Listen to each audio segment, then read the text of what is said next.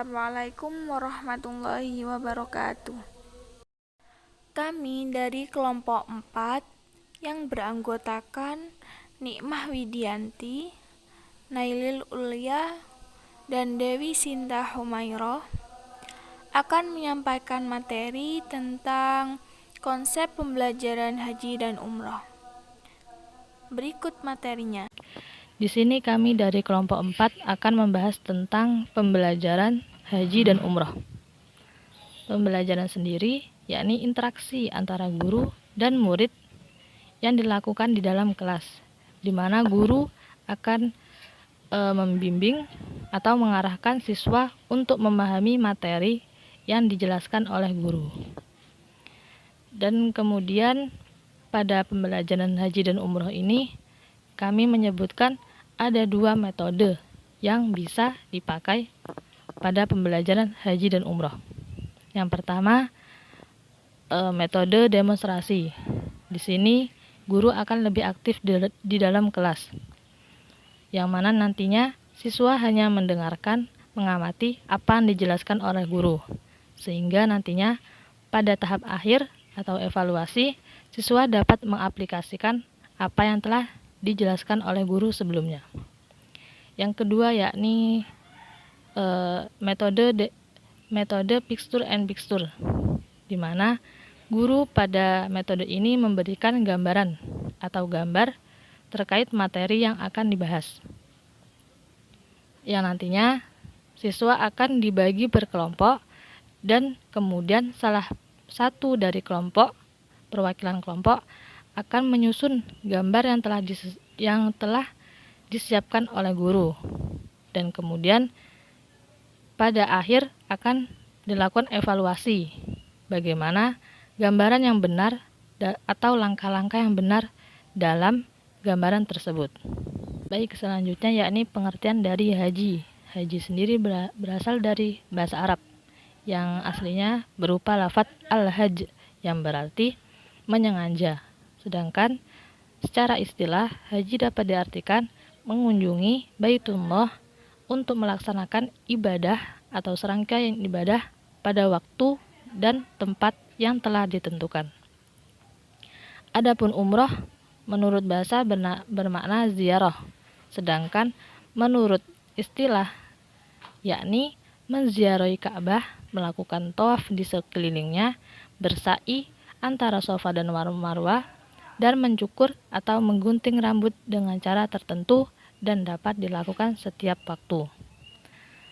Dan juga haji dan umroh ini dilakukan hanya sekali dalam seumur hidup. Adapun setelah itu maka dihukumi sunnah. Dan juga pada hukum haji dan umroh ini dapat dihukumi beberapa. Dihukumi fardu ain bagi orang yang belum pernah melakukan haji dan ingin memenuhi syaratnya. Kedua, fardu kifayah, yakni bagi muslim secara umum demi meramaikan Ka'bah setiap tahunnya. Yang ketiga, dihukumi sunnah seperti hajinya budak dan anak-anak. Dan yang keempat, yakni dihukumi haram jika seseorang melakukan haji atau mendatangi Ka'bah dengan tujuan yakni melakukan atau mendatangkan bahaya bagi orang lain, dan juga dihukumi haram jika orang yang melakukan haji hanya untuk pamer atau riya. Baik, di sini saya Nikmah Widianti akan melanjutkan presentasi tentang rukun dan syarat haji dan umroh. Nah, di sini kita mulai yang pertama yaitu rukun haji dan umroh. Rukun haji dan umroh itu merupakan sebuah hal atau kegiatan-kegiatan yang harus dilaksanakan pada waktu haji atau umroh. Dan ketika tidak dilaksanakan kegiatan tersebut, maka haji atau umrohnya dianggap batal. Nah, di antara rukun haji dan umroh yang pertama yaitu ihram.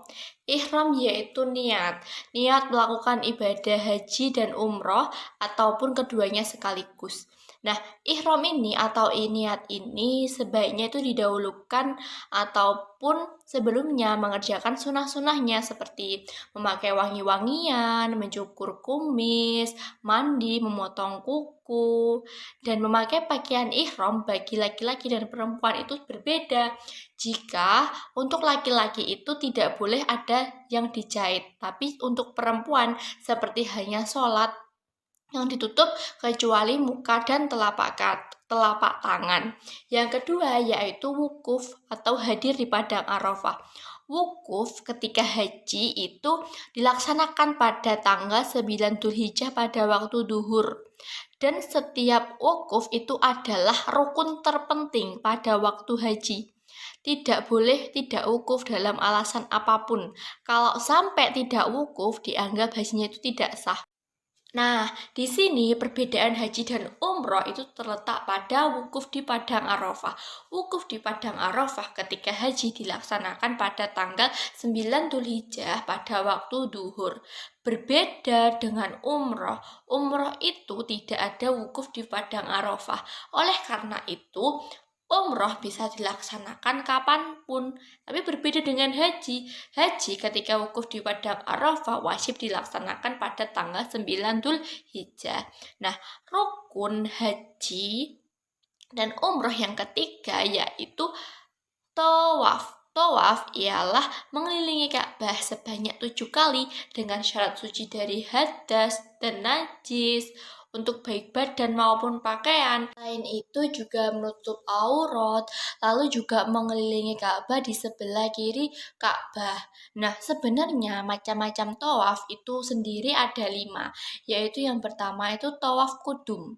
Nah, tawaf kudum itu adalah tawaf yang dilakukan ketika baru sampai di Mekah.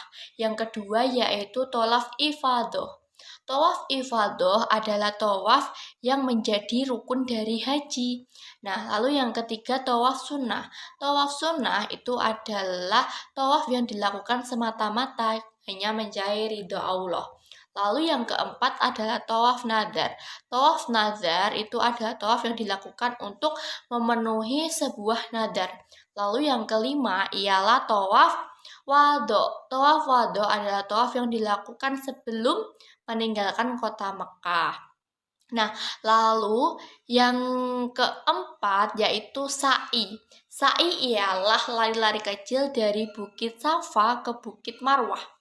Nah, sa'i itu dimulai dari Bukit Safa dan diakhiri di Bukit Marwah yang dilakukan sebanyak 7 kali. Nah, sa'i itu merupakan lari-lari kecil dari Bukit Safa ke Bukit Marwah. Lalu yang kelima adalah tahallul. Nah, rukun haji dan umroh yang kelima adalah tahallul. Apa itu tahallul? Tahallul adalah mencukur rambut, menggunting sedikit rambut. Sedikitnya ada 3 helai. Nah, tahallul merupakan rukun haji. Tidak dapat beralasan jika tidak bisa memotong rambut tidak dapat diganti dalam penyembelihan. Lalu yang terakhir atau yang keenam itu adalah tertib.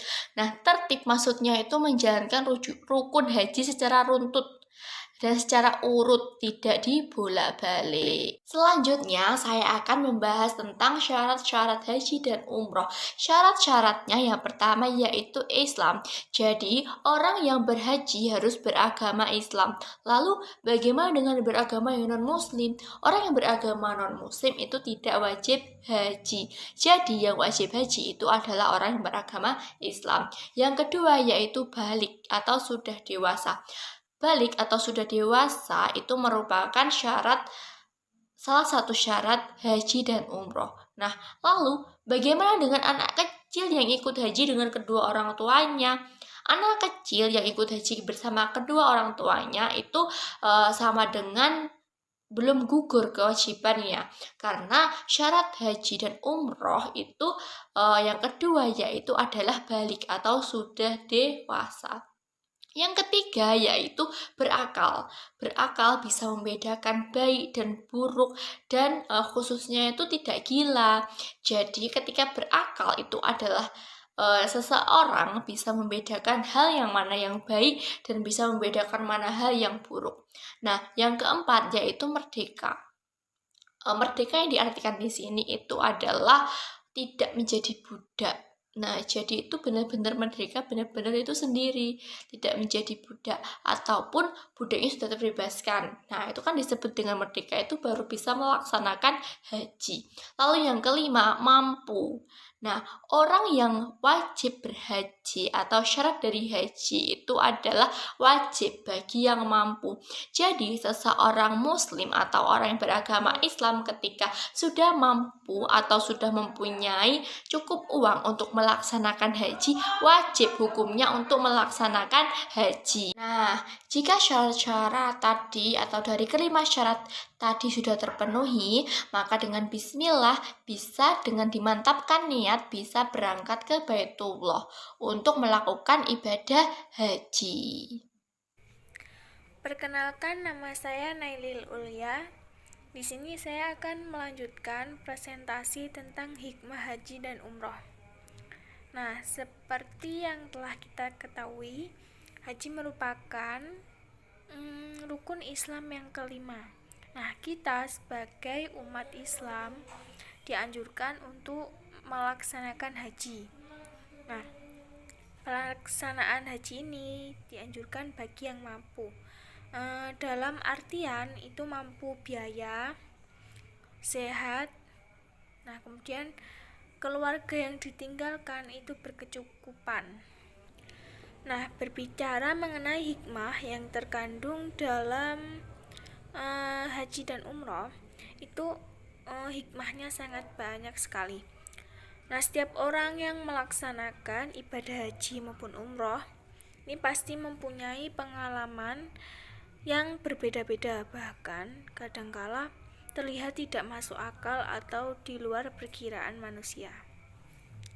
Nah, di antara hikmah-hikmah haji dan umroh, yang pertama dapat menghapus dosa-dosa kecil dan mensucikan jiwa orang yang melaksanakan ibadah haji dan umroh. Yang kedua, mendorong seseorang untuk menegaskan kembali pengakuannya atas keesaan Allah dan menolak atas segala bentuk kemusyrikan. Yang ketiga, mendorong seseorang memperkuat keyakinan tentang adanya neraca keadilan dari Allah. Yang keempat, mengantar seseorang untuk selalu mensyukuri atas nikmat yang telah diberikan oleh Allah, baik itu berupa harta benda maupun kesehatan. Bisa kadang saat kita bernafas, kita bisa bernafas dengan gratis tanpa membayar pun kita harus mensyukurinya. Sekian dari kelompok kami. Syukron kasiron. Wassalamualaikum warahmatullahi wabarakatuh.